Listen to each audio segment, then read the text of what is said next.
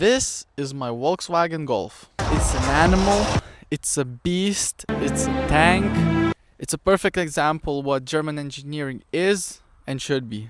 I got this car 2 years ago as my first car, and this is an honest opinion and a review of my own car.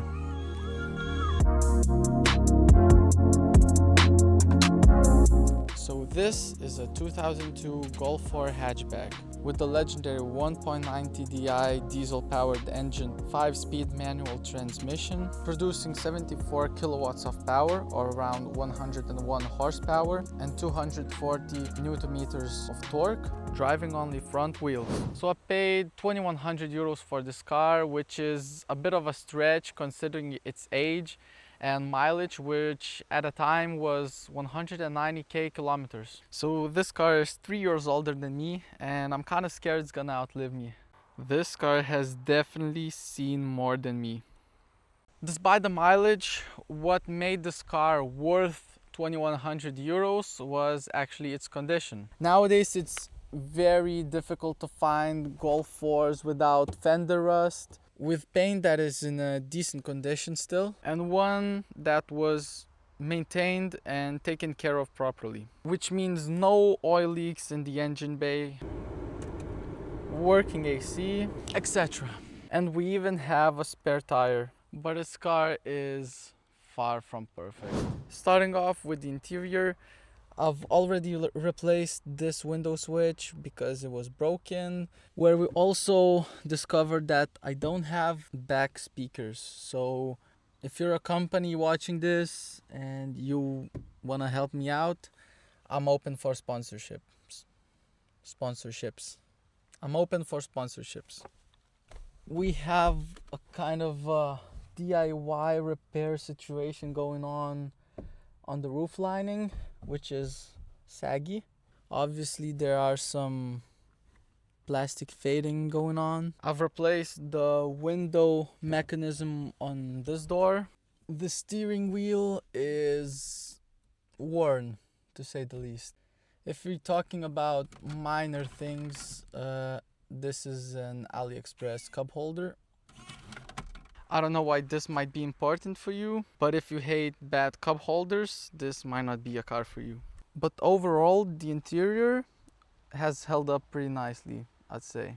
Moving on to electronics, the wires in this headlight assembly were replaced because the isolation was completely degraded and it wasn't working properly. Now it's all good. I've put LED running lights because the OEM ones are just very trash. Once my rear wiper stopped working, so we had to replace wires in this. There's also a common issue where this screen in hot temperatures doesn't show properly, so it's on right now. And also you might see this is a cruise control speed indicator thing, and it's always on. I don't know why. Again, nothing major, but some annoying things to look out for. I mean, what can you really expect from electronics from early 2000s car? Now, about the exterior, you can definitely see rock chips all over the bumper, some minor dents as well. There's also this scratch that was paint corrected in the back. The fender indicators are also glued on because this like screen was falling off, which doesn't look nice. And on the other side, this one collects water. So I will be replacing these soon. We have a repaired window. It also has another crack here, if I can focus. You get the idea. I'm even pretty sure that you have to remove this when you repair, but it's been for so long, I'm scared to do it.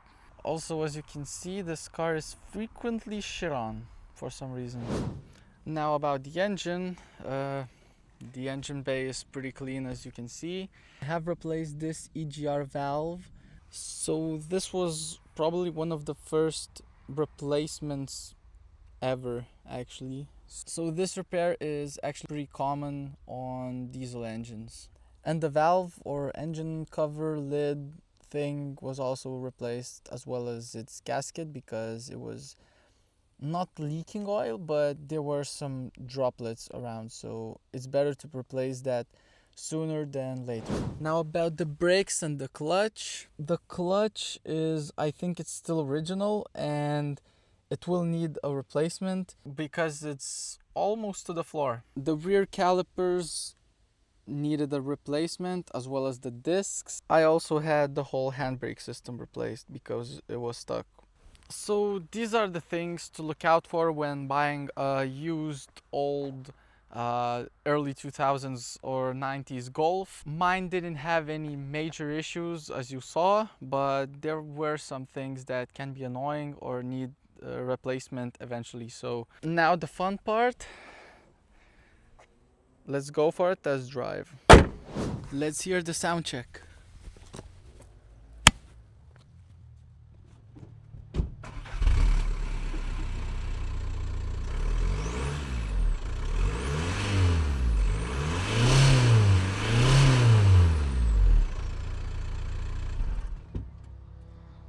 Okay, so I'm currently driving my Golf 4, and now the microphone is set to be without noise cancellation, and it's so that you can hear how much sound is coming from the engine, from the road, from tires, etc. So stand by for Golf 4 ASMR from the inside. Talk about driving experience. So I put like 50k miles on this car, and it's not sluggish as many people would suggest. I wouldn't say that. Especially for a first car, I think it's more than enough.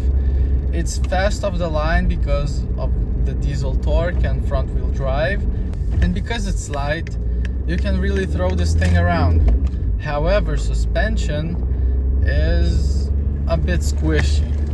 There's a lot of body roll, as you probably also seen in my slalom video, which you should check it out. It's linked in the description.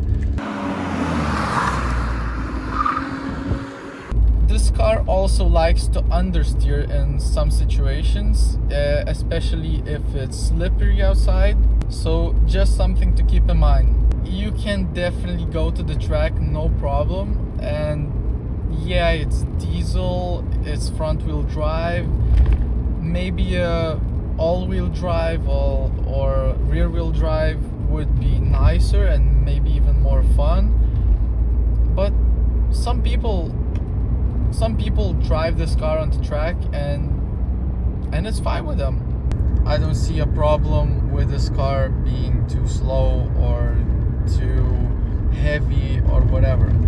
Now, talking about heavy, steering on this thing is kind of heavy. It's not so heavy, but compared to modern cars, the steering wheel, yeah, it's older. It could be better. Back to my main point. This car is far from sluggish. I have kept up with countless of cars, even modern cars, and now a little story time. I remember I was driving with 3 more people in my car, 3 friends. Of course, they were not my friends. I have no friends, but they were my girlfriend's friends. So the car was full, and we pull up to the stoplight. On my left side, there's E91 BMW, which was revving to race, right? So I did what any responsible teenager would do, and I raced him. So you would say that, oh, it's a BMW, it's faster. I don't know which engine it was, but actually I kept up really good. At first I was first, then he caught up, and then we were driving like the same speed, and it was like a draw, I would say, or my win. That guy was in an automatic BMW, I was in a stock manual Golf, and my car was also filled with 3 more people. So when I tell someone that I kept up with a BMW with this old car, they laugh at me, and I understand why. This is an ultimate sleeper. Not to mention this car has a ton of tuning potential. I wouldn't say this car is slow. I would say it has just enough power to take BMWs down and just enough torque to do it with 3 people inside. I also touched on the topic of friends. So if you have friends, this car is amazing, especially if you get a 5-door like me.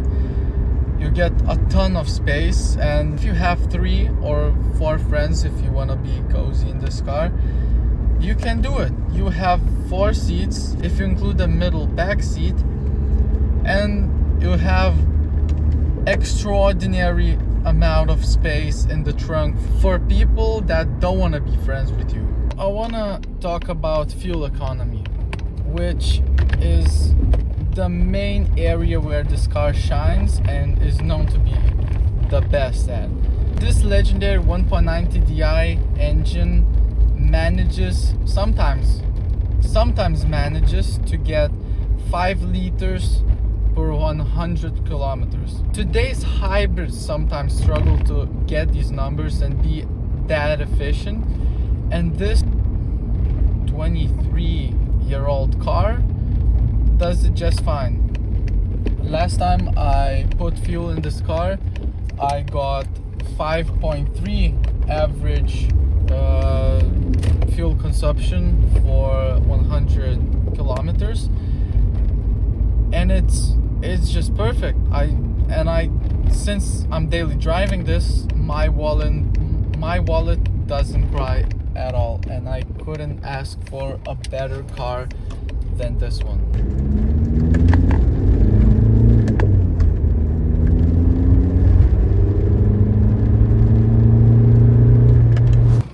Who would I recommend this car to? People who want reliability and fuel efficiency, and something that is still fun, a manual, who don't care about looks, because look at this thing, come on. If you still think this car is too slow for you, remember I got like 2 speeding tickets from this car, and I had my license revoked for like 3 months with the same car. So in my opinion, this is probably still one of the best options as your first car. You can't really go wrong with it. If you buy this one, buy from people that you know and trust. Definitely inspect them for rust, oil leaks, etc. and stuff that I mentioned in the video. Yeah. But I'm interested to hear what you think about this car. So write in the comments below what you think about this car and what you want to see next. If you have any suggestions about my content or stuff I put on social media, let me know. I check all the comments, and see you next time. Goodbye.